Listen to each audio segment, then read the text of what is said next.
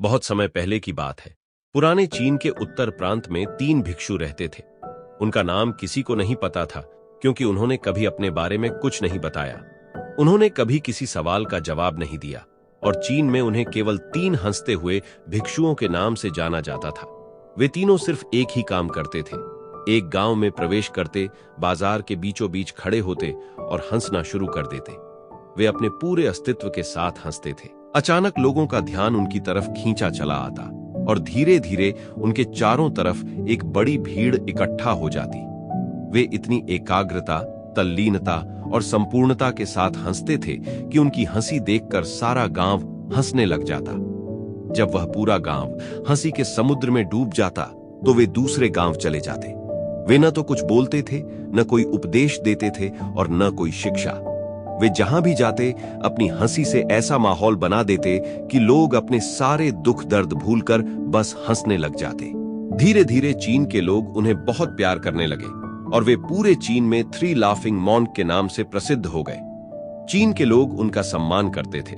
इससे पहले और उनके बाद भी किसी ने इस तरह से प्रचार नहीं किया कि जीवन केवल हंसी होना चाहिए और कुछ नहीं। वे विशेष रूप से किसी पर नहीं हंसते थे, बस हंसते थे जैसे कि उन्होंने ब्रह्मांडीय मजाक को समझ लिया हो, जैसे कि उन्होंने ईश्वर की मजाक को समझ लिया हो। उन्होंने एक शब्द का उपयोग किए बिना पूरे चीन में इतना आनंद फैलाया जितना पहले किसी ने न फैलाया था। लोग उनका नाम पूछते थे, लेकिन वे बस हंसते थे, तो यह उनका नाम बन गया। 3 हंसते हुए भिक्षु, द लाफिंग मॉन्क। समय के साथ घूम घूम कर लोगों को हंसाते हुए तीनों बूढ़े हो गए। एक रात जब वे एक गांव में ठहरे हुए थे, उन तीनों में से एक भिक्षु की मौत हो गई। पूरा गांव स्तब्ध रह गया। सब उम्मीद कर रहे थे कि जब उनमें से एक की मृत्यु हो जाएगी तो बाकी 2 जरूर रोएंगे। यह देखने लायक होगा, क्योंकि किसी ने भी कभी इन लोगों को रोते हुए नहीं देखा था। जब सुबह हुई तो पूरा गांव इकट्ठा हुआ।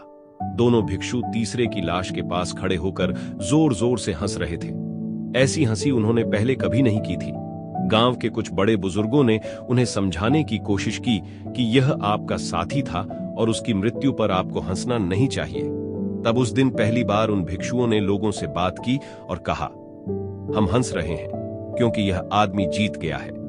हम हमेशा सोचते थे कि पहले कौन मरेगा, लेकिन इस आदमी ने पहले मरकर हमें हरा दिया।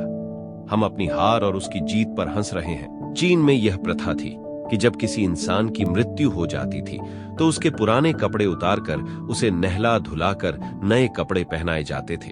लेकिन मरने से पहले उस भिक्षु ने अपने साथियों से कहा था कि उसके कपड़े न बदलें। तीसरे भिक्षु ने कहा था, मुझे स्नान मत करवाना, क्योंकि मैं कभी अशुद्ध हुआ ही नहीं। मेरे जीवन में इतनी हंसी आई कि कोई अशुद्धता जमा ही नहीं हो सकती थी। मैंने कोई धूल जमा नहीं की है।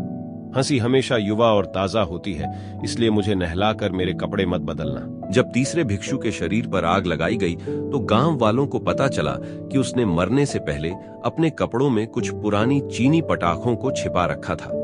जब आग लगने के बाद पटाखे फटे तो आसमान में रंग बिरंगे कदमों में फैल गए और यह देखकर पूरा गांव जोर जोर से हंसने लगा।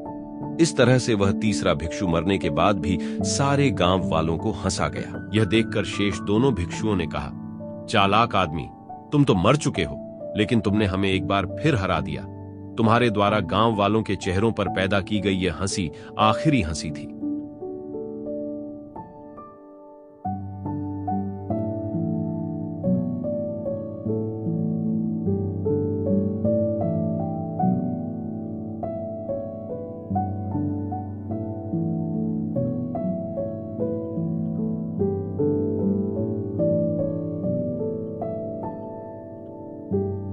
दोस्तों, हमें उम्मीद है कि यह वीडियो आपके लिए उपयोगी साबित होगी।